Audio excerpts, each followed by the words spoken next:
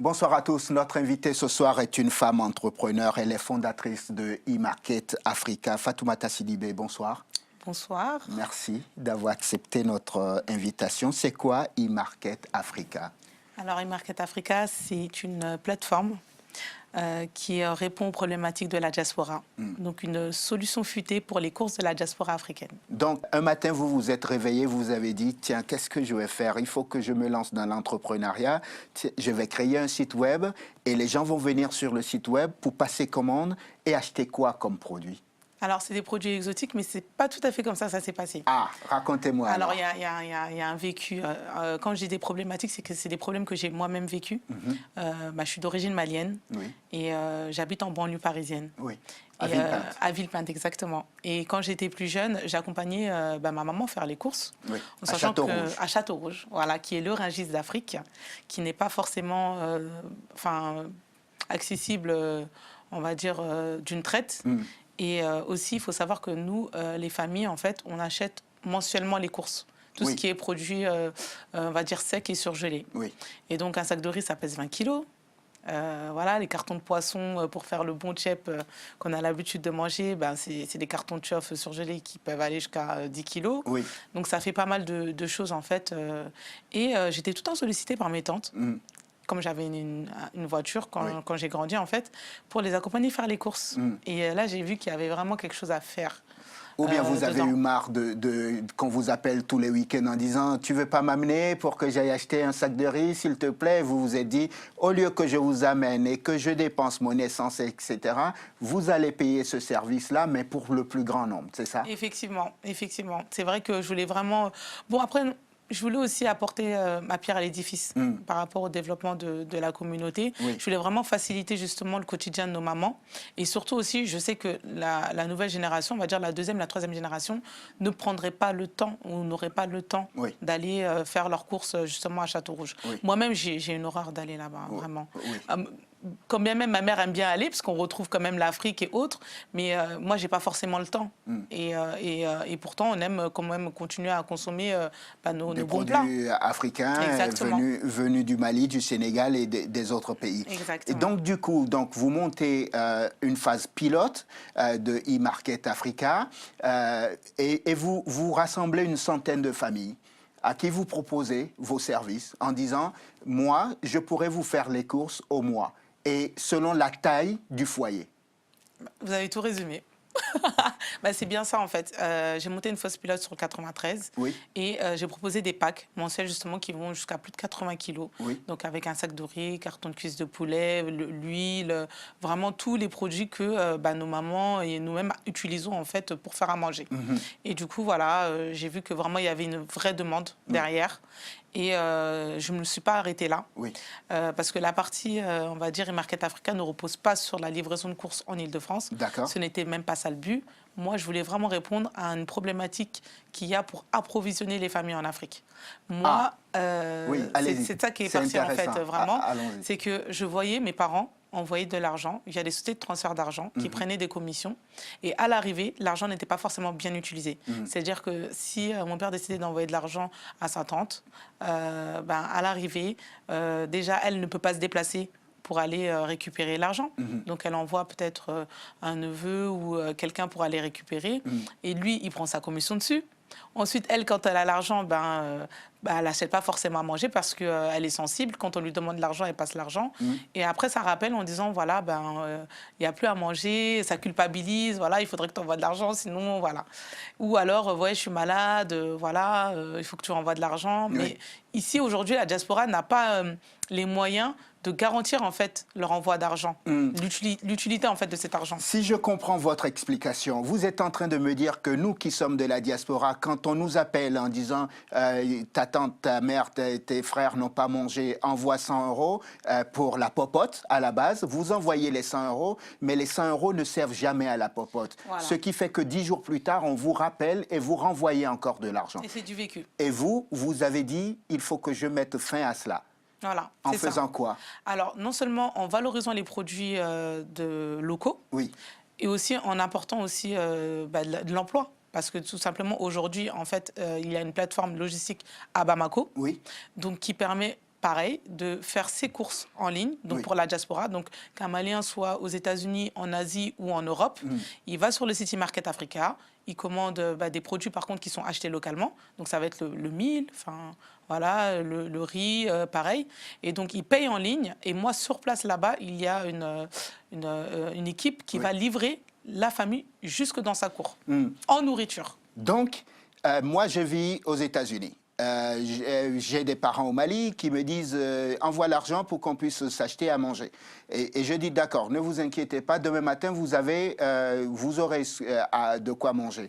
Je viens chez vous, c'est ça? C'est ça. Vous allez sur le site internet. Je vais sur votre site internet, je passe commande, 50 kilos de mil, 50 kilos de riz, 10 litres d'huile et un carton de sucre par exemple. Je dis n'importe quoi. Voilà. Et vous prenez l'argent et vous faites livrer à ma famille. Exactement. Voilà. Donc, on appelle ça du cash to goods. On appelle ça du cash to goods. Et on est vraiment, on va dire, une garantie pour la diaspora, justement, qui sait que vraiment, elle peut avoir confiance en e-Market Africa parce qu'on apporte vraiment un service de livraison de nourriture, en fait, d'un service palpable à domicile. Ça fait 2 fois que je vous entends dire livraison et ça me fait penser à, tiens, comment faites-vous pour livrer? C'est vous-même qui conduisez le camion ou vous avez embauché des livreurs? Alors ici, en Ile-de-France, oui. Alors là, je viens de finir ma phase pilote, donc c'était ça fait 1 an. Ça fait 1 an aujourd'hui qu'e-Market Africa existe. Donc ces 1 an-là ont vraiment servi à faire des phases pilotes. Donc en Ile-de-France, donc notamment dans le 93, et sur Bamako. Donc maintenant, les phases pilotes montrent effectivement qu'il y a vraiment un besoin. Mais maintenant, il faut des sous pour se développer. Et donc aujourd'hui, je suis en recherche d'investisseurs et je cherche à faire une levée de fonds, justement pour vraiment me développer à hauteur de mes ambitions. À hauteur de mes ambitions. Et quand je dis à hauteur de mes ambitions, c'est quoi vos ambitions? C'est que, en fait, aujourd'hui, j'aimerais pouvoir déjà livrer toute l'Île-de-France vraiment aisément, mais surtout proposer des licences pour que des personnes puissent se développer dans leur pays d'origine.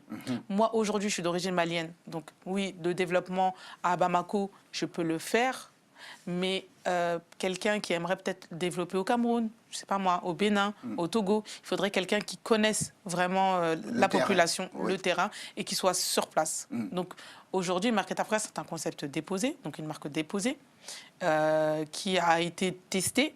Et maintenant, ce serait vraiment le démocratiser et amener, on va dire, des personnes comme moi, ambitieux, qui veulent vraiment, on va dire, contribuer au développement économique de l'Afrique. Parce que vous pensez que ça contribue au développement économique de l'Afrique? Je suis certaine. Sinon, je ne l'aurais pas fait. Comment? Je suis certaine. Parce que déjà, je valorise les matières premières, parce que ce n'est pas de l'import-export que je fais. C'est vraiment des produits locaux qui sont achetés localement et qui sont livrés à domicile. Donc déjà, on travaille avec des producteurs locaux. Et en même temps, ça crée de l'emploi, forcément. Ça crée de l'emploi. Et ça, je pense que vraiment, oui, on contribue vraiment au développement économique. On m'a dit que vous veniez à la base du monde du service à la personne. C'est vrai? C'est vrai. C'est ça qui vous a donné l'idée de vous dire il faut que je soulage nos mères en France et il faut que je fasse quelque chose aussi en Afrique. C'est ça, exactement. Alors, j'ai travaillé en fait dans un grand groupe, le groupe Accor, dans l'hôtellerie et le service. J'ai monté une conciergerie. Donc, c'était un concept aussi qui vient des États-Unis et qui répondait en fait à des problématiques des salariés de boîtes en fait. Et j'ai vraiment aimé et surtout, je sais que j'ai le sens du service, vraiment. Et donc, je me suis dit pourquoi pas en fait mettre cette compétence vraiment au service du plus grand nombre. Voilà, tout simplement. Je comprends très bien là où vous voulez aller. On m'a dit aussi que vous courez tout le temps les concours. On vous a dit? Je me suis beaucoup renseigné sur vous. Oui, je vois ça. Alors oui, j'ai fait pas mal de concours en fait. J'avais besoin de valider mon concept. Le premier qui m'a vraiment, on va dire, propulsé, c'est Talent des Cités. Vous êtes lauréate? Je suis lauréate nationale Talent des Cités 2013. Et le fait d'avoir fait ce concours m'a confortée justement sur le concept. J'avais concouru dans la catégorie émergence, donc ce n'était pas une boîte, voilà, c'était vraiment juste une idée de concept. Et le fait justement d'avoir gagné ce concours-là m'a montré que oui, c'est vraiment quelque chose qui a le mérite d'être poussé et d'être, on va dire, réalisé. Voilà. Et vous étiez allé au Sénat chercher votre prix. Oui. Et c'était vraiment une fierté parce que ça s'est fait devant mes parents, qui eux justement ont quitté leur pays d'origine, sont venus dans un pays d'accueil pour nous donner le meilleur. Très simplement, vraiment, je remercie vraiment mes parents parce que où je suis aujourd'hui, je ne pourrais pas y être sans eux. J'ai vraiment manqué de rien. Et moi, quand je vois justement des jeunes frères, des cousins qui prennent des bateaux pour venir en Europe, mourir dans la mer. Voilà, ça me touche énormément. Et si ma petite contribution avec justement ce système peut contribuer justement à, on va dire, vraiment développer nos pays et qui puissent en fait vraiment... Et les fixer directement là-bas en créant quelques emplois, vous auriez déjà apporté votre pierre à l'édifice et votre contribution au développement du continent. C'est vraiment rendre hommage à mes parents déjà pour l'héritage qu'ils m'ont donné. Et vraiment, la double culture, c'est quelque chose, c'est une richesse. C'est une richesse qu'on a aujourd'hui. Je ne me rendais pas compte quand j'étais plus jeune, vraiment. J'avais du mal. Parce que quand on est en France, on n'est pas considéré forcément comme un Français. Et quand j'arrivais à Bamako, vous êtes la Française. Là, tout va vous. Donc du coup, là, je sais qu'avec ce concept-là, une personne qui ne serait pas de double culture ne pourrait pas le faire, très simplement. Parce que e-Market Africa, aujourd'hui, a un pied sur l'Europe et un pied sur l'Afrique. Et donc, c'est ça qui fait l'équilibre aujourd'hui. Qu'est-ce qu'il faudrait pour que votre concept puisse prendre de l'ampleur?